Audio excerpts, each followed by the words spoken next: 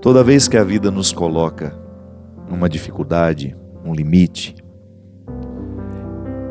é interessante que a gente enfrente essa dificuldade, esse limite, com o desejo de aprender.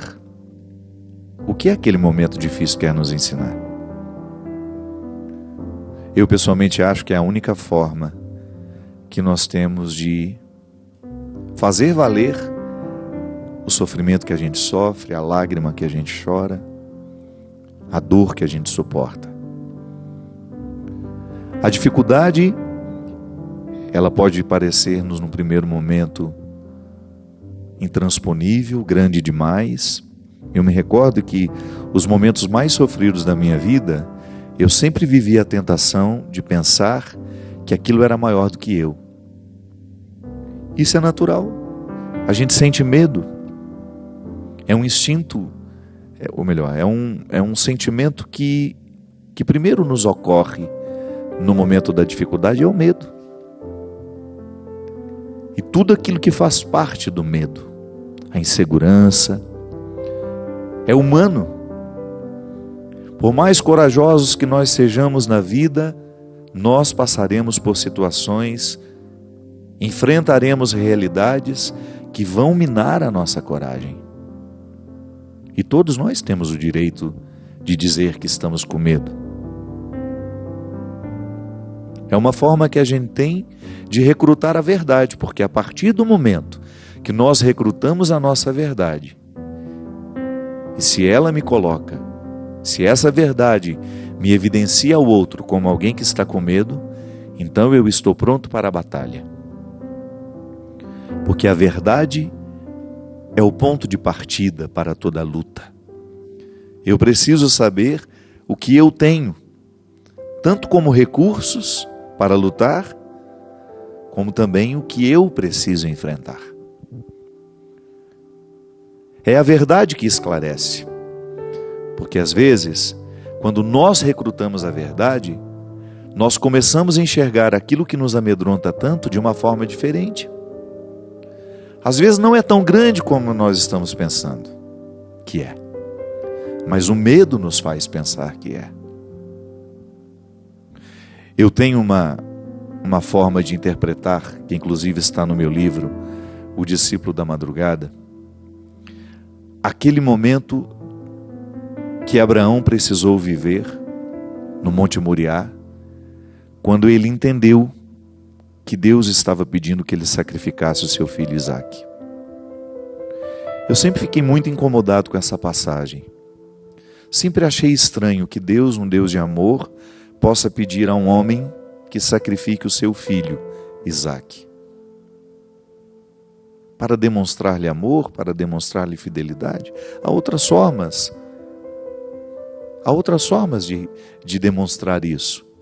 Cometendo um assassinato para demonstrar que sou fiel a Deus, eu vou cometer um gesto que é pior do que ser infiel.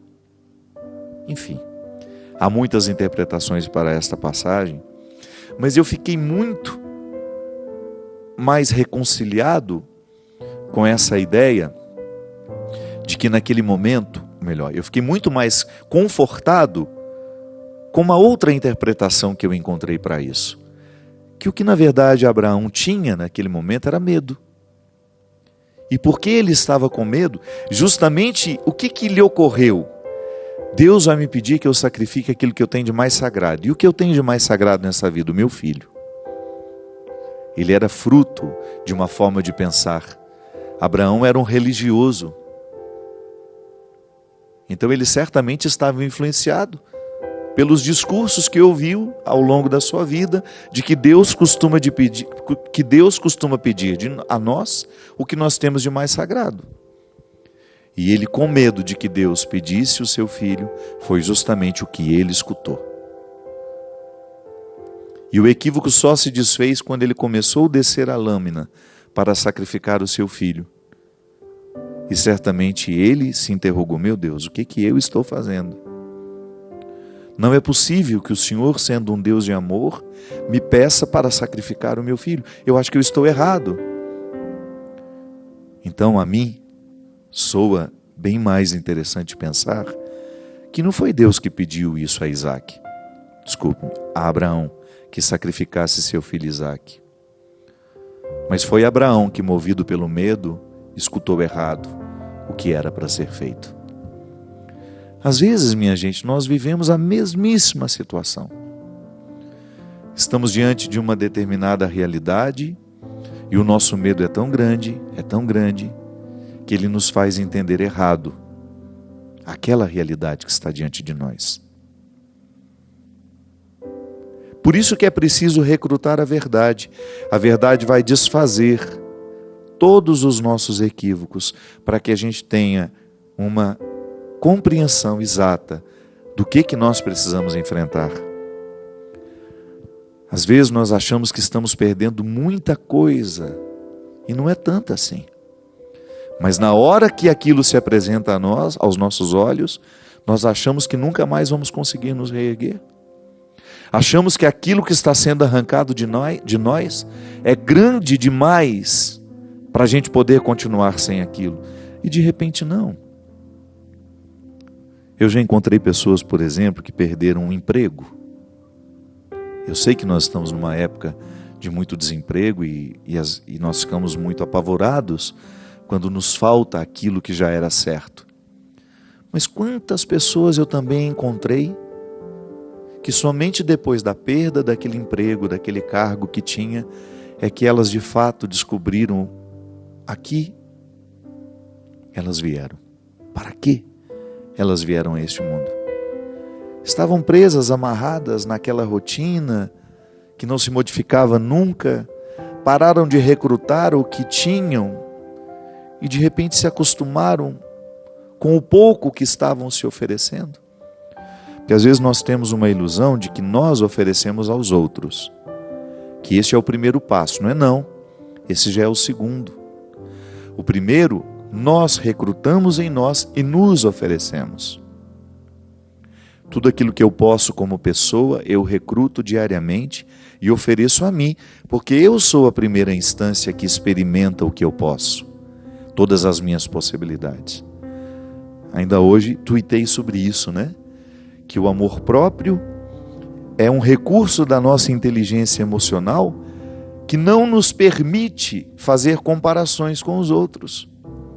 Olha para aquela pessoa, como ela é muito mais bonita do que eu, como ela é muito mais inteligente, como ela é muito mais capaz. Isso é injusto demais. Não é justo você olhar para o outro e comparar-se. Porque o outro, ele nunca vai ser como você, porque ele é outra pessoa.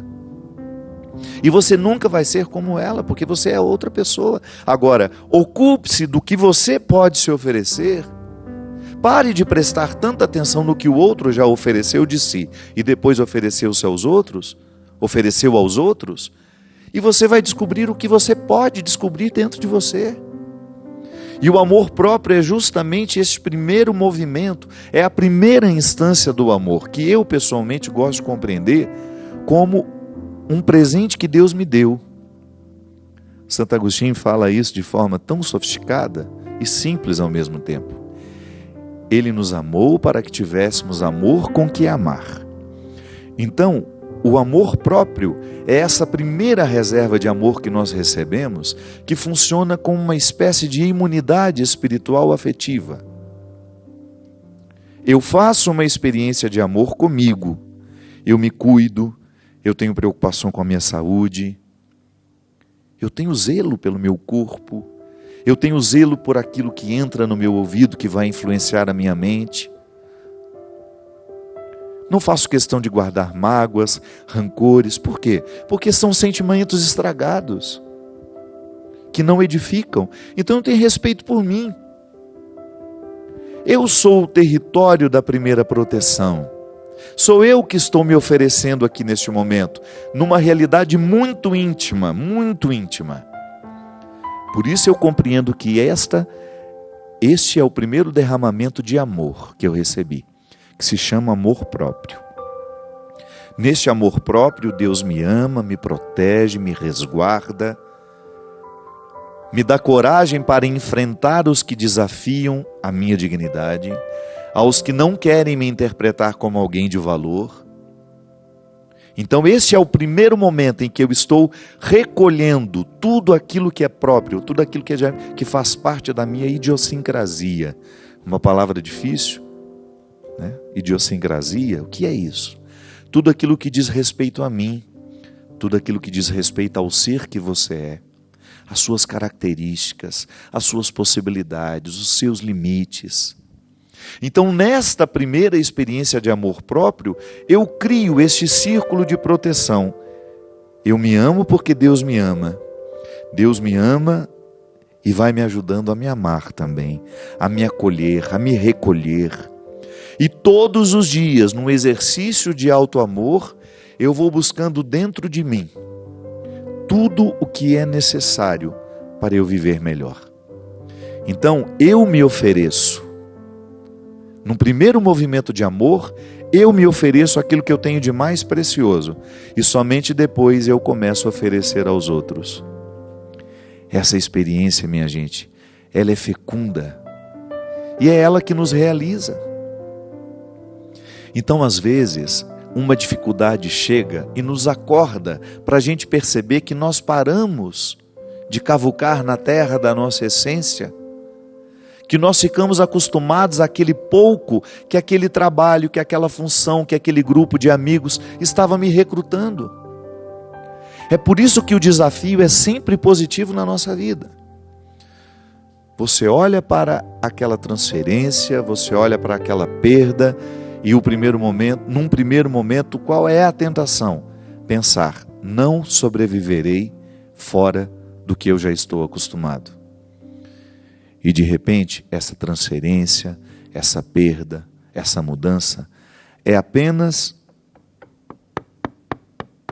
uma batida na porta, que Deus está fazendo questão de vir pessoalmente bater na porta da sua vida, do seu coração, para que você perceba que você é muito mais do que você imagina ser. Que você ainda não se ofereceu nem a metade do que você pode se oferecer. E porque você ainda não se ofereceu, porque você ainda não descobriu, ainda não revelou a você, é claro, é natural que você não tenha oferecido também aos outros. Você não sabe que tem? Como é que você vai oferecer ao outro algo que você nem sabe ter?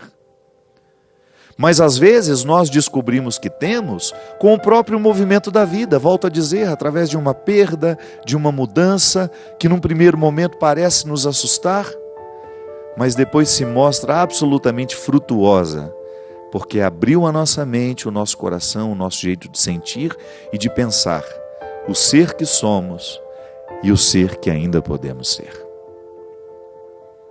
Eu pessoalmente já vivi muitos momentos em que eu achei que não suportaria.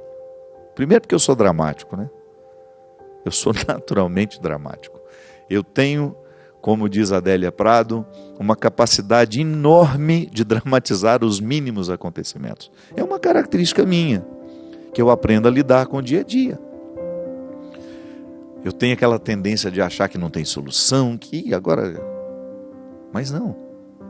Então, domando esse jeito de ser, eu fui aprendendo que eu preciso acolher aquilo que a vida está me oferecendo. E eu me surpreendi muito em situações que eu achava que estavam elas trabalhando contra mim, e de repente eu descobri que a partir delas eu teria a oportunidade de ter acesso ao meu coração de um jeito muito novo. Eu pessoalmente acho que é muito positivo a gente conviver com pessoas, por exemplo, que nos ajudam a ter um acesso novo ao nosso coração. Quando nós estamos muito viciados pela forma como os outros nos veem, a gente corre o risco de se ver também de forma viciada. Porque o outro nos vê sempre do mesmo jeito, e isso às vezes paralisa a nossa capacidade de nos ver de uma forma diferente. Pode ser que você esteja viciado na maneira como você se vê, porque os outros que estão ao seu redor lhe veem sempre do mesmo jeito. E às vezes uma mudança, de repente você descobre uma pessoa nova que lançou um novo olhar sobre você, que lhe fez uma pergunta fundamental, que lhe fez pensar naquilo que você antes não tinha pensado sobre você? É tão interessante quando nós cavamos na terra do coração e descobrimos que ali há novidades que foram vistas por uma outra pessoa que estava de fora. Como são preciosas essas pessoas na nossa vida, porque elas enxergam aquilo que nós ainda não tínhamos enxergado. Como Jesus fez na vida de muitas pessoas. Enxergou o que aquelas pessoas ainda não tinham visto. Encontrou dentro delas uma riqueza que elas ainda não sabiam se oferecer.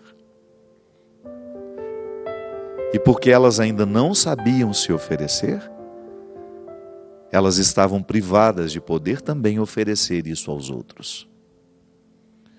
Por isso, não tenha medo das suas dificuldades, não tenha medo das suas perdas, não tenha medo dos seus conflitos. Tudo isso que num primeiro momento pode parecer contrário a você, pode ser uma feliz oportunidade, um bom acesso àquilo que você ainda não sabe sobre você.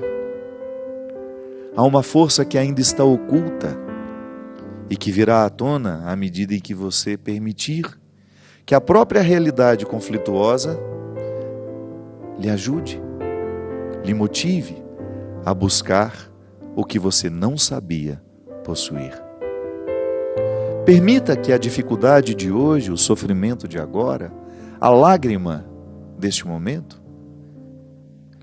lhe conduzam à sua mais profunda verdade. Lá onde estão os seus valores, lá onde estão as suas qualidades, e que talvez você esteja esquecido delas. Lá onde estão as qualidades que, de repente, pelo seu jeito de viver, pela sua forma de construir a sua vida, a sua rotina, você acabou se esquecendo que possuía. Nada pode nos empobrecer mais do que nós possuirmos riquezas e não termos à disposição essas riquezas. Nada pode nos empobrecer mais do que sermos proprietários de grandes riquezas que desconhecemos. Dentro do coração há tantas riquezas, há tantas pedras preciosas, mas é preciso buscá-las. Não basta tê-las, é preciso utilizá-las. Não basta ter riquezas, é preciso saber instrumentalizar tudo isso. Às vezes, minha gente, nós precisamos só de acordar. E às vezes este acordar está intimamente ligado a uma mudança, a um desconforto que nós precisamos enfrentar. Eu gosto de dizer que o nascimento, ele não acontece uma única vez na vida. Eu vim ao mundo porque fui expulso pelo ventre da minha mãe, que, movido por uma sabedoria biológica, me colocou para fora. Chega, já passou o tempo de estar aqui. E que bom que eu fui expulso. E depois precisei enfrentar muitas outras expulsões do ventre da vida. Quando eu achava que já tinha encontrado o meu lugar, as contrações chegaram, os acontecimentos me expulsaram e eu precisei ir buscar uma nova forma de ser o Fábio. E como isso nos enriquece? Quando você percebe que a vida, em movimentos de contrações, está expulsando você daquela realidade, daquela situação, antes de lamentar, pense na possibilidade de que essas contrações, essa expulsão, lhe proporcionará uma nova forma de ser você. E isso é absolutamente maravilhoso. Ter a oportunidade de ser você de um jeito novo. Isso é como nascer. Isso é como renascer. Você se dá a oportunidade de viver uma nova experiência com tudo aquilo que já foi aprendizado antes. Então eu estou aqui, vivendo este momento presente, mas com as experiências que eu trago de outros renascimentos, de outras oportunidades que eu tive de ser expulso para me adaptar a uma nova situação, uma nova realidade, por mais doído que fosse aquela expulsão, por mais doída que fosse aquela expulsão. É assim. A vida não será diferente aí na sua casa. Essa regra vale para todos nós humanos. Você pode observar que as pessoas mais interessantes que você encontrou pela vida são aquelas que souberam administrar bem os seus conflitos, as suas lutas, as suas dificuldades. Porque são os conflitos, são as dificuldades, são as expulsões que vão nos amadurecendo. Nós vamos descobrindo novas formas de ser quem somos a partir das dificuldades. É assim que nós crescemos.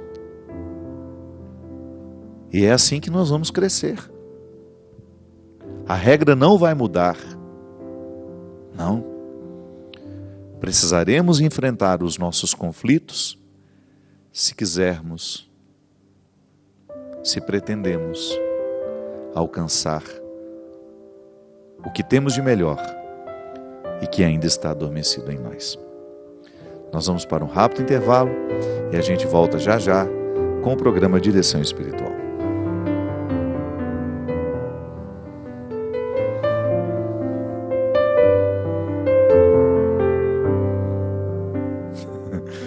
Boa noite, seu Christian. Tudo certo com você? O programa já era para ter começado antes, mas o Christian chegou aqui 10h10, não foi? O atraso dele hoje foi de 10 minutos. Ainda riu desavergonhado ali. Tá certo que ele não cobra nada para estar aqui, né? Só na amizade. Christian, você tá ficando careca. Lamento informar que você tá com aquela famosa bunda de macaco. É. Você sabe que eu arrumei... Hoje eu vi um médico no Instagram que me segue. Eu vou até falar dele aqui. Ele é lá de Manaus. Estava me oferecendo para fazer implante na cabeça. Dr. Pedro Veras. Não, o método dele, eu já sabia. Eu, na verdade, tomei conhecimento vindo para cá. Eu já tinha escutado que em Manaus tinha uma técnica moderníssima de implante de cabelo, que você não faz aquele scalp mais como no passado as pessoas faziam. Dá uma levantadinha no seu cabelo aqui, vai tirando fio por fio. Deve levar uns 30 anos, né? Tirar fio por fio. Transfere. Não... É porque tem uma coisa esquisita, né? A gente vai ficando igual o Bozo. O Bozo, você lembra que o Bozo que tinha aquela careca aqui e os cabelos tudo aqui? O meu cabelo, por exemplo, ele só cresce nas laterais. Uma coisa impressionante. E aí você tira aí do fundo e põe pra frente, põe aqui em cima. Aumenta a nuca, é. Eu tenho cabelo, sou igual o Chitãozinho Chororó. Vai crescendo e chega até lá nas costas. E na hora que no lugar que ele tem que crescer, ele cai. Não cai.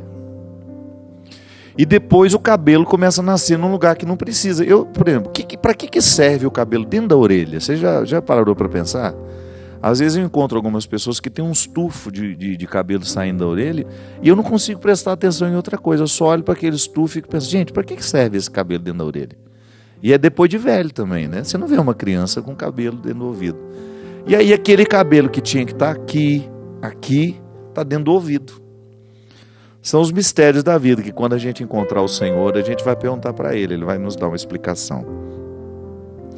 Minha gente, eu quero agradecer, eu tive um final de semana. O doutor Pedro, muito obrigado pelo seu carinho, viu? Doutor Pedro Veras, lá de Manaus. Eu li a sua mensagem, muito obrigado pelo seu carinho.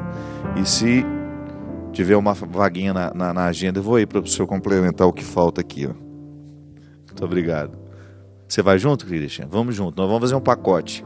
Se mais alguém estiver precisando, a gente marca, vamos todos juntos. E se eu achar que o seu cabelo está melhor que o meu, eu peço para ele pôr o seu no meu. Deve ter doação de cabelo também, né? Ai, meu pai morreu aos 63 anos, com a cabeça pretinha, tinha pouquíssimos fios de cabelo branco. E se tirasse a cabeça do meu pai, dava para fazer cabelo para 6, 7 pessoas. Do tanto que tinha. Muito cabeludo, um topete assim enorme, ele parecia o Elvis Presley. Meu pai era um homem bonito, tinha muito cabelo, aos 63 anos. E nós aqui com essa miséria. Meus irmãos também estão tudo bem careca já. Mas eu não posso reclamar, não. Eu até tenho cabelo. Minha gente, tive um final de semana maravilhoso, na oportunidade de estar. Deixa eu me lembrar onde foi o primeiro, para não errar na ordem. O primeiro foi em Brasília, com meu querido amigo Giovanni Meirelles, que organizou lá no Centro de Convenção uma noite lindíssima. Eu quero agradecer muito ao povo de Brasília, que com tanto carinho me recebe sempre que eu estou aí. De lá fomos para Aracaju, pude rever este povo querido numa noite muito especial em preparação ao Dia das Mães. E no domingo, com minha querida amiga Janier Mota, toda a família dela, que é minha família também lá em Aracaju. Para quem não sabe, Aracaju não, esse show foi em Itabaianinha. Para quem não sabe, minha mãe morou um tempo em Nossa Senhora da Glória. Tenho lá o meu sobrinho Conrado, que acabou sendo adotado por essa família querida, que se tornou minha família também. Uma noite muito especial lá em Itabaianinha. Muito obrigado ao povo de Itabaianinha, o carinho com que vocês me receberam fica marcado definitivamente no meu coração. Muito obrigado mesmo. E eu quero lembrar que no próximo dia 27 de maio, nós estaremos aí no Rio de Janeiro, no Quilômetro de Vantagens, a partir das 19h30, para um grande show de evangelização. Quero convidar todo o povo que mora aí na região. É uma casa de shows muito fácil de ser acessada, que fica aí no shopping Via Parque, aí no Rio de Janeiro. Então você que é aí das cidades vizinhas, se quiser estar conosco, vai ser uma noite muito especial.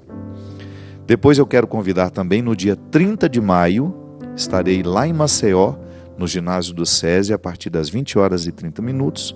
E no dia 31, em São Sebastião, Alagoas também. O local vai ser na Avenida Coronel Sertório Ferro, a partir das 21h. Quero agradecer também todas as pessoas que estão adquirindo o CD O Amor Me Elegeu, lembrando que o CD, que é da Canção Nova, um produto da Canção Nova, ajuda a pagar as contas aqui. Vocês sabem que o Davi, ele tem como missão todos os produtos que são de evangelização aqui, ajudam a manter essa obra no ar. Você que acompanha a Canção Nova sabe que aqui não tem intervalo comercial e todo o trabalho é justamente para a evangelização. Muita gente comentando aqui da dificuldade que encontra de enfrentar o novo. Muita gente aqui no Twitter dizendo aqui: padre, sempre interpreto as mudanças na minha vida de maneira negativa. Também concordo com o senhor que há algumas mudanças que no primeiro momento nos fazem sofrer, mas elas nos renovam. Sim, é assim mesmo. Não há outra forma de enfrentar o obstáculo. Não é justo enfrentar o obstáculo senão interpretando como uma oportunidade de mudança. Às vezes nós temos um chacoalhão da vida que modificam a nossa postura. Eu, por exemplo, vou dar um exemplo. Essa semana mesmo, eu não sei se vocês acompanharam, mas na pregação que eu fiz na Festa da Misericórdia, teve um momento em que eu falei que eu não acredito em macumba. Quando eu falei macumba, eu estava me referindo àquilo que na minha infância eu fui criado dentro de um contexto onde as pessoas tinham esse sincretismo religioso. Eram católicas, mas iam nas benzedeiras. E aquelas mesmas benzedeiras que retiravam da gente, como, segundo elas, o mal olhado, aquilo que é ruim no dia a dia, que a gente, as pessoas, no dia a dia isso, vou lá, eu estou me sentindo mal e aquela benzedeira rezava por mim. Uma prática muito comum lá na nossa infância. Essa mesma benzedeira tinha também o hábito de fazer aquilo que eles chamavam de trabalho espiritual para poder retirar o marido de uma, o marido de outra, fazer um mal aqui, um mal ali. E no momento que eu fiz essa pregação aqui na Canção Nova, eu falei justamente disso, que nós cristãos não acreditamos no poder que uma pessoa tem de fazer mal a nós através de um trabalho espiritual, porque nós estamos revestidos pela força do Cristo ressuscitado. Só que eu fui muito infeliz, eu fiz uma piada que soou ofensiva aos ouvidos de muitas pessoas e eu compreendo perfeitamente. Às vezes nós estamos acostumados a falar de uma determinada situação deste ou daquele modo, e culturalmente aquilo foi ficando socializado e a gente nunca se incomodou. Até que alguém que está do outro lado se sente incomodado com a nossa piada, com a maneira como a gente fala as coisas. E foi muito positivo, porque quando o Babalorixá fez uma notificação pedindo que eu me retratasse daquela forma, daquele jeito de dizer, eu pensei que de fato nós precisamos ter muito cuidado. Eu sou um pregador que fala com muitas religiões. E eu fico muito feliz que o programa de direção espiritual não atinja somente católicos. Ele atinge muitas pessoas de outras religiões. E eu pessoalmente acho, sim, nós temos direito de acreditar e de não acreditar. Mas é muito perigoso a gente falar do que o outro crê, falar da forma como o outro crê de maneira pejorativa. Eu, por exemplo, enfrentei isso na semana passada e me fez refletir muito. Algumas pessoas disseram: padre, mas nós não temos o direito de não acreditar neste trabalho espiritual. Temos, mas nós não temos o direito de fazer piada. Este é um aprendizado. Não é engraçado ridicularizar o que para o outro é importante. E uma coisa que também ficou muito equivocada: as religiões de matriz negra, elas não são diabólicas. Nós não podemos pensar que são diabólicas, elas são diferentes de nós. Então, essa compreensão de que elas trabalham com o mal também é equivocada. Também é equivocada. Claro, pode ser que tenha uma pessoa que se diz do candomblé, da umbanda, e que se utilize disso para poder dizer ter o poder de fazer o mal a este ou aquele. Mas nós não podemos generalizar. Há muitas pessoas que ficam machucadas com o nosso discurso. Então é importante a gente ter a oportunidade de corrigir a linguagem. Você sabe por quê? O mundo já está muito dividido para a gente criar outras divisões. Isso está lá no Facebook, numa página que não é minha. Inclusive você que frequenta o Facebook, que sabe onde está esse trecho da minha pregação. É um trecho de 3 minutos. Eu não sei se foi maldade da pessoa, mas o título é Macumba, não sei o que, papapá, um título bem sensacionalista justamente para chamar a atenção, porque a pregação é muito mais do que aquilo, a pregação tem um contexto. Se você frequenta o Facebook, nós já tentamos retirar aquele título, aquele trechinho da pregação, porque muitas pessoas se sentiram ofendidas e a gente não conseguiu acesso à pessoa que administra aquela página. Então, se você puder nos ajudar, deixando o seu comentário lá, pedindo que nós já pedimos que fosse retirado, mas nós não fomos atendidos por eles. Não é uma página que nos pertence, mas está lá, Frases Padre Fábio de Mello, ou Frases Fábio de Mello, não sei. Enfim, existem situações que nos ensinam e nós precisamos aprender. Sim, nós precisamos ressignificar muitas coisas a partir dos erros que a gente comete. E não é nenhum problema, minha gente, você identificar o erro que você cometeu e a partir dele você tomar uma nova postura. Eu, por exemplo, eu sempre prezei tanto em ser respeitoso pelo que os outros creem, não preciso crer igual. Eu não tenho obrigação de crer igual a ninguém. Mas eu não tenho o direito de desprezar a forma como o outro crê. Eu continuo tendo o direito de ter a minha crença e de falar sobre tudo aquilo que eu creio. Mas o meu discurso não pode passar pelo deboche. Ele não pode ser permeado por expressões que venham ridicularizar o que para o outro é especial. Da mesma forma como nós cristãos também não gostamos das piadas que fazem do cristianismo. Nem tudo é engraçado. Pode parecer engraçado ao outro, mas não àquele que é o destino da piada. Por exemplo, é muito simples. Eu não gostaria que alguém pegasse uma fotografia da minha mãe e fizesse uma piada com ela, porque iria me ofender profundamente. Ofende alguém que eu amo. Então só a partir daí nós já entendemos que nem tudo é engraçado. Ridicularizar quem é importante para o outro, ridicularizar o que é importante para o outro, não é engraçado. Enfim, toda vez que a vida nos apresenta um desafio, nós precisamos administrar o desafio. Eu gosto muito daquela passagem do povo hebreu, quando já está a caminho da terra prometida, de repente tem diante de si o obstáculo do Mar Vermelho. Precisa atravessar. Aquele obstáculo parece intransponível. Como tantas vezes na nossa vida, o obstáculo também nos parece intransponível. Moisés vai pedir a Deus uma solução e Deus devolve a ele.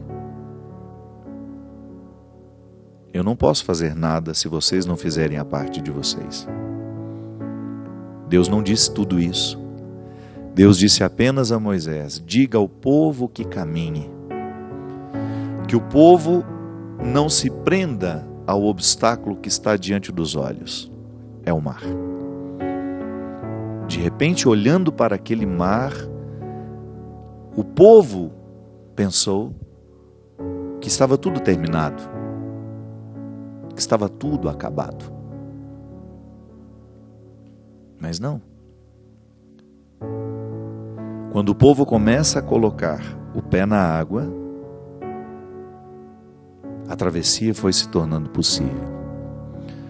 Às vezes, minha gente, o que nos falta é colocar o pé na água. Porque é uma tentação a gente ficar olhando para o mar, para o problema, para a dificuldade e sempre adiando porque nós estamos com medo. A gente não enfrenta porque nós estamos com medo. Estamos tentados a pensar que aquilo é superior a nós. Não. Nós só vamos descobrir o verdadeiro tamanho do problema quando nós começamos a enfrentá-lo. Porque às vezes, antes de enfrentá-lo, ele pode parecer 3, 4, 10 vezes maior do que de fato ele é. Mas a partir do momento que nós começamos a estabelecer com ele uma relação justa, que é justamente de aplicar soluções para ele, nós vamos percebendo que ele não é tão grande assim. Eu não sei. Tudo nessa vida pode ser contornado, pode ser suportado, se nós estivermos dispostos. Eu sei que há dores que num primeiro momento parecem intransponíveis. Eu já falei aqui várias vezes, continuo dizendo. Ver uma mãe perder um filho, por exemplo, é uma dor que parece não ter solução. Mas a própria Janier, essa amiga minha que eu citei lá de Itabaianinha, ela perdeu o Gabriel, o filho dela, afogado na piscina. Você já imaginou?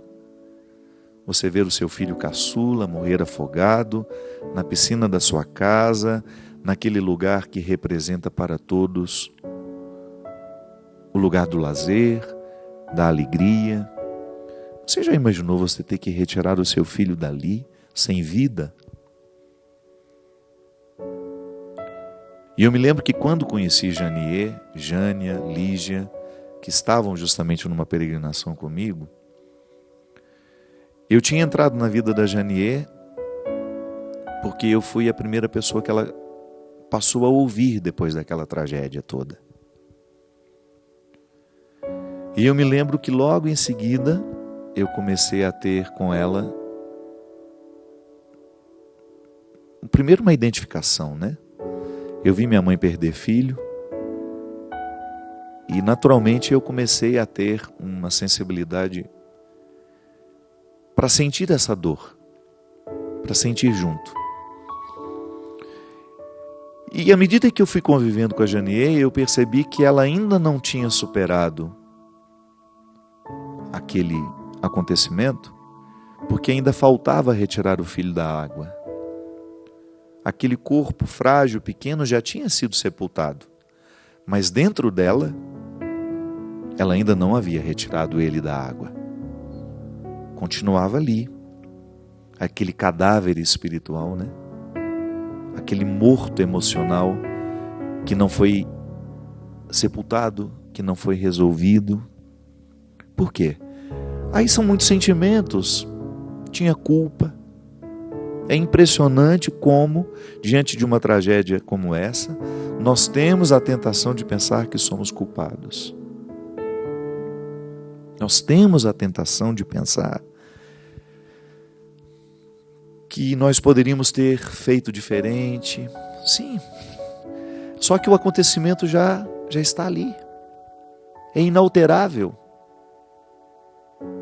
Não há nada que se possa fazer agora para modificar o antes.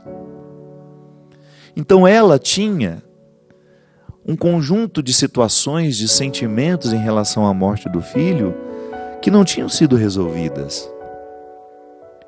E que a gente só resolve por meio da conversa, minha gente. Eu admiro muito os bons terapeutas, porque eles nos põem para falar.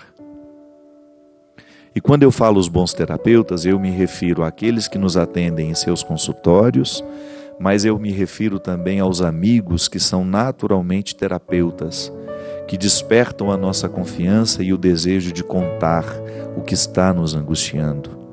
Porque não é com todo mundo que a gente tem abertura, não é para todo mundo que nós temos vontade de contar as nossas verdades. Quando nós temos experiências de amizades terapêuticas, quando nós temos a oportunidade de viver a fraternidade terapêutica, nós verbalizamos muito o que nos incomoda. E a própria psicologia nos ensina que o primeiro passo para a cura é justamente verbalizar. Dizer aquilo que está dentro de nós como se fosse uma comida que não fez digestão. Sim, nós falamos de digestão emocional também. Não é só o alimento que a gente come que precisa ser digerido para que não nos faça mal. Se você tem uma indigestão alimentar, você fica indisposto. Mas os sentimentos também precisam ser digeridos. É a digestão emocional.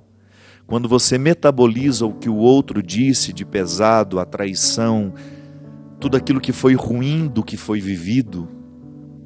Sim, isso precisa ser metabolizado.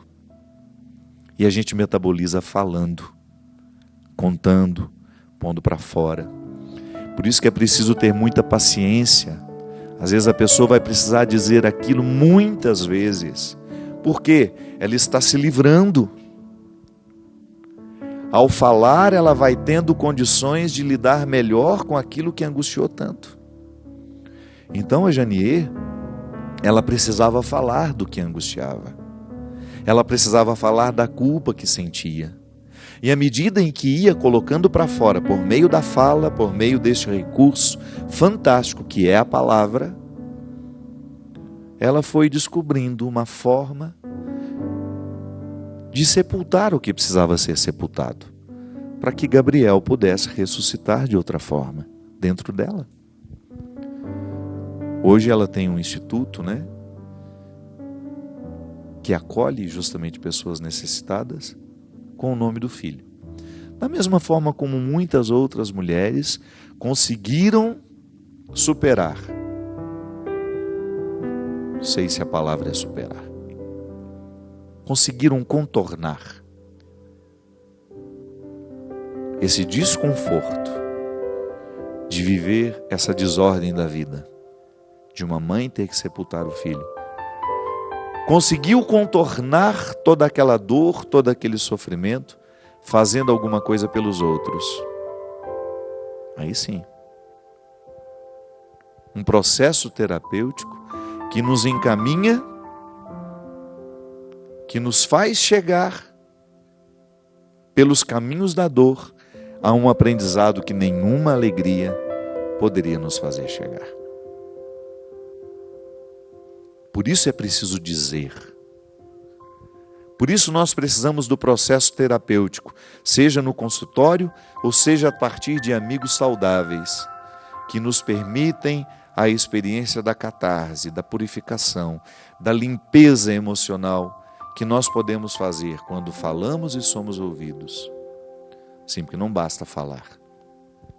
É preciso perceber que o outro lhe escuta, né? Nem sempre nós falamos e somos escutados. Às vezes nós falamos, o outro está diante de nós, mas ele não nos ouviu. Ele não viveu com a gente aquele momento. Por isso que eu digo que é tão importante a gente ter espaços saudáveis de convivência, onde o que a gente fala é escutado. Isso faz a cura acontecer dentro de nós. Por isso o padre, ainda é, por mais que tenha se perdido o significado disso, do ir contar os pecados, do ir fazer uma direção espiritual, como isso cura o coração das pessoas. Eu admiro muito na nossa vocação essa oportunidade de ouvir, de sermos pessoas de confiança. O padre, ele naturalmente deve ser um homem de confiança das pessoas. Eu não posso banalizar o que você me conta.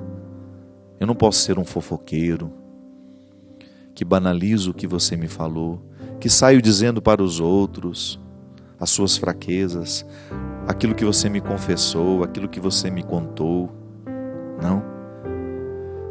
Um dos primeiros aprendizados que nós precisamos ter como padre é justamente o respeito pelo que o outro nos fala, porque as pessoas estão necessitadas de serem ouvidas.